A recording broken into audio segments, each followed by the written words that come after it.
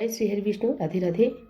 आप सभी का मेरे चैनल में बहुत बहुत स्वागत है। आज हम आपके लिए शनिवार व्रत कथा लेकर आए हैं। कथा पूरी सुनिएगा और अच्छी लगे तो प्लीज लाइक, चैनल को सब्सक्राइब जरूर कीजिएगा। एक समय स्वर्गलोक में सबसे बड़ा कौन के प्रश्न पर नवग्रहों में वाद विवाद हो गया। विवाद इतना बढ़ा कि परस्पर भयंकर युद्ध की स्थिति बन गई। निर्णय के लिए सभी देवता देवराज इंद्र के पास पहुंचे और बोले, हे देवराज, आपको निर्णय करना होगा कि हम में से सबसे बड़ा कौन है।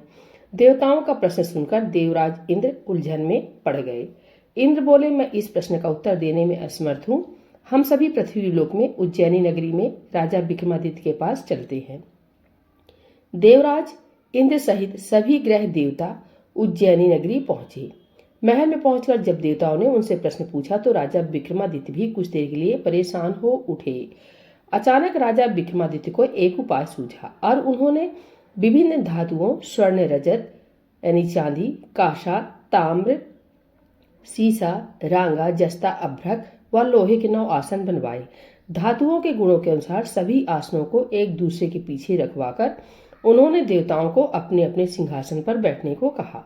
देवताओं के बैठने के बाद राजा विक्रमादित्य ने कहा, आपका निर्णय तो स्वयं हो गया। जो सबसे पहले सिंहासन पर विराजमान है वही सबसे बड़ा है। राजा विक्रमादित्य के निर्णय को सुनकर शनि देवता ने सबसे पीछे आसन पर बैठने के कारण अपने को छोटा जानकर क्रोधित होकर कहा, राजा विक्रमादित्य, तुमने मुझे सबसे पीछे बैठाकर मेरा अपमान किया है। शनि ने कहा, सूर्य एक राशि पर 1 महीने, चंद्रमा 2.25 दिन, मंगल 1.5 महीने, बुध और शुक्र 1 महीने, बृहस्पति 13 महीने रहते हैं, लेकिन मैं किसी राशि पर 7.5 वर्ष तक रहता हूँ। बड़े बड़े देवताओं को मैंने अपने प्रकोप से पीड़ित किया है। राम को 7.5 के कारण ही वन में जाकर रहना पड़ा और रावण को 7.5 के कारण ही युद्ध में मृत्यु का शिकार बनना पड़ा। इसके बाद अन्य ग्रहों के देवता तो प्रसन्नता के साथ चले गए, परंतु शनिदेव बड़े क्रोध के साथ वहां से विदा हुए। राजा विक्रमादित्य पहले की तरह ही न्याय करते रहे। उनके राज्य में सभी स्त्री पुरुष बहुत आनंद से जीवन यापन कर रहे थे। कुछ दिन ऐसे ही बीत गया। उधर शनि देवता अपने अपमान को नहीं भूले। विक्रमादित्य से बदला लेने के लिए एक दिन शनिदेव ने घोड़े के व्यापारी का रूप धारण किया और बहुत से घोड़ों के साथ उज्जैनी नगरी पहुंचे। राजा विक्रमादित्य ने राज्य में किसी घोड़े के व्यापारी के आने का समाचार सुना तो अपने अश्वपाल को कुछ घोड़े खरीदने के लिए भेजा। घोड़े बहुत कीमती थे। अश्वपाल ने जब वापस लौटकर इस संबंध में बताया तो राजा विक्रमादित्य ने स्वयं आकर एक सुंदर व शक्तिशाली घोड़े को पसंद किया। घोड़े की चाल देखने के लिए राजा उस घोड़े पर सवार हुए तो वह घोड़ा बिजली की गति से दौड़ पड़ा। तेजी से दौड़ता हुआ घोड़ा राजा को दूर एक जंगल में ले गया और फिर राजा को वहां गिराकर जंगल में कहीं गायब हो गया। राजा अपने नगर को लौटने के लिए जंगल में भटकने लगा, लेकिन उन्हें लौटने का कोई रास्ता नहीं मिला। राजा को भूख प्यास लगाई। बहुत घूमने पर उसे एक चरवाहा मिला। राजा ने उससे पानी मांगा। पानी पीकर राजा ने उस चरवाहे को अपनी अंगूठी दे दी। फिर उसे रास्ता पूछकर वह जंगल से निकलकर पास के नगर में पहुंचा। राजा ने एक सेठ की दुकान पर बैठकर कुछ देर आराम किया। उस सेठ ने राजा से बातचीत की तो राजा ने उसे बताया कि मैं उज्जैनी नगरी से आया हूँ। राजा के कुछ देर दुकान पर बैठने से सेठ जी की बहुत बिक्री हुई। सेठ ने राजा को बहुत भाग्यवान समझा और खुश होकर उसे अपने घर भोजन के लिए ले गया। सेठ के घर में सोने का एक हार खूंटी पर लटका हुआ था। राजा को उस कमरे में छोड़कर सेठ कुछ देर के लिए बाहर गया। तभी एक आश्चर्यजनक घटना घटी। राजा के देखते देखते सोने के उस हार को खूंटी निकल गई। सेठ ने कमरे में लौटकर हार को गायब देखा तो चोरी का संदेह राजा पर ही किया, क्योंकि उस कमरे में राजा ही अकेला बैठा था। सेठ ने अपने नौकरी से कहा कि इस परदेसी को रस्सियों से बांध कर नगर के राजा के पास ले चलो। राजा ने विक्रमादित्य से हार के बारे में पूछा तो उसने बताया कि उसके देखते ही देखते खूंटी ने हार को निगल लिया था। इस पर राजा ने क्रोधित होकर चोरी करने के अपराध में विक्रमादित्य के हाथ पांव काटने का आदेश दे दिया। राजा विक्रमादित्य के हाथ पांव काटकर उसे नगर की सड़क पर छोड़ दिया गया। कुछ दिन बाद एक तेली उसे उठाकर अपने घर ले गया और उसे अपने कोलू पर बैठा दिया। राजा आवाज देकर बैलों को हाँकता रहता। इस तरह तेली का बैल चलता रहता और राजा को भोजन मिलता रहा। सन के प्रकोप की 7.5 पूरी होने पर वर्षा ऋतु प्रारंभ हुई।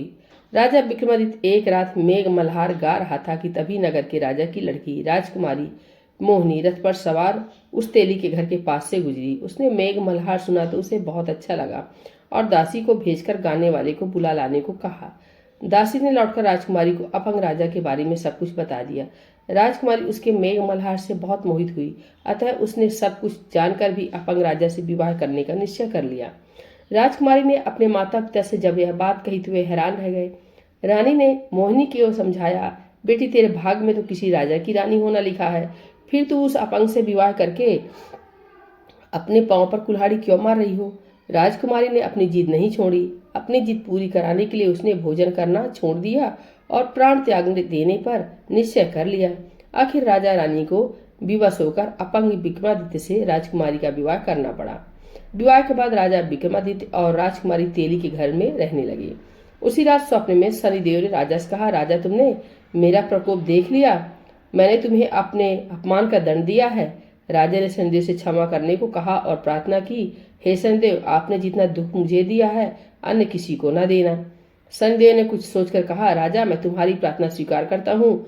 जो कोई स्त्री पुरुष मेरी पूजा करेगा, शनिवार को व्रत करके मेरी व्रत कथा सुनेगा, उस पर मेरी अनुकंपा बनी रहेगी। प्रातःकाल राजा विक्रमादित्य की नींद खुली तो अपने हाथ पांव देखकर राजा को बहुत खुशी हुई। उसने मन ही मन शनिदेव को प्रणाम किया। राजकुमारी भी राजा के हाथ पांव सही सलामत देखकर आश्चर्य में डूब गई। तब राजा विक्रमादित्य ने अपना परिचय देते हुए शनिदेव के प्रकोप की सारी कहानी सुनाई। शेर को जब इस बात का पता चला तो दौड़ता हुआ तेली के घर पहुंचा और राजा के चरणों में गिरकर क्षमा मांगने लगा। राजा ने उसे क्षमा कर दिया, क्योंकि यह सब तो शनिदेव के प्रकोप के कारण हुआ था। सेठ राजा को अपने घर ले गया और उसे भोजन कराया। भोजन करते समय वहां एक आश्चर्यजनक घटना घटी। सबके देखते देखते उस खूंटी ने हार उगल दिया। सेठ जी ने अपनी बेटी का विवाह भी राजा के साथ कर दिया और बहुत से स्वर्ण आभूषण, धन आदि देकर राजा को विदा किया। राजा विक्रमादित्य, राजकुमारी मोहिनी और सेठ की बेटी के साथ उज्जैनी पहुंचे तो नगरवासियों ने हर्ष से उनका स्वागत किया। अगले दिन राजा विक्रमादित्य ने पूरे राज्य में घोषणा कराई कि शनिदेव सब देवों में सर्वश्रेष्ठ है। प्रत्येक स्त्री पुरुष शनिवार को उनका व्रत करें और व्रत कथा अवश्य सुने।